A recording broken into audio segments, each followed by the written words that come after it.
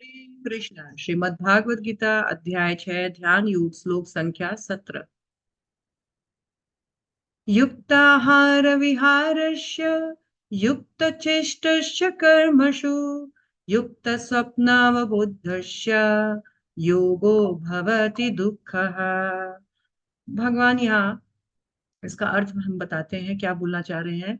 जो खाने सोने आमोद प्रमोद तथा काम करने की आदतों में नियमित रहता है, वह योगाभ्यास द्वारा समस्त भौतिक क्लेशों को नष्ट कर सकता है।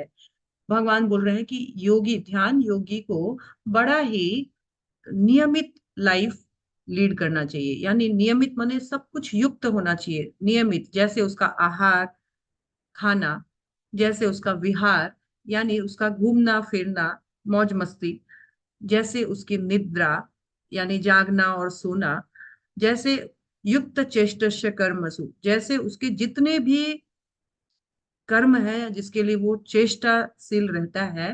भगवान यहाँ बता रहे हैं कि अपने एक्शंस को बड़ा कंट्रोल करके और अपने जो सेंसेस है उसको बड़ा रेगुलेटेड करके, जैसे बोलना देखना सब कुछ बहुत रेगुलेटेड होना चाहिए। उसका जो मन में आया वही बोल दिया, जो मन में आया वही खा लिया, ये सब नहीं चलता है।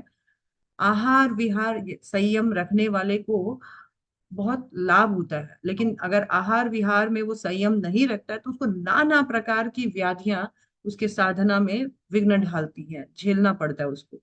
इसी प्रकार नाना प्रकार की अगर वो चिंता रखता है, चेष्टाओं में अगर वो चिंता रखता है, तो उसके कारण उसका मन भी चंचल रहेगा और साधना में भी वो चंचल मन उसको विघ्न ढालेगा। भगवान यहाँ बोल रहे हैं कि जितने भी प्रकार की चेष्टा है, चाहे वो आध्यात्मिक हो चाहे वो भौतिक हो, वो सभी हमारे रेगुलेटेड होना चाहिए, रिलेटेड टू हमारे लौकिक और वैदिक कर्म जो भी है, वो सब रिलेटेड टू शास्त्र होना चाहिए। इस प्रकार से यदि हम चेष्टा करते हैं तो भगवान बोलते हैं कि सारा regulated life and regulated action से हम समस्त भौतिक कलेशों को नष्ट कर सकते हैं। हमारे जीवन में जो भी दुख है वो एक्चुअली अनरेगुलेटेड लाइफ है, मन मर्जी से जीने वाली लाइफ के कारण हम दुख पा रहे हैं। यदि हम शास्त्रों के अनुसार भगवान के वचन के अनुसार अपना जीवन लीड करें तो हमारे जीवन में दुख नहीं, इटर्नल सुख प्राप्ति करेंगे। हरे कृष्ण।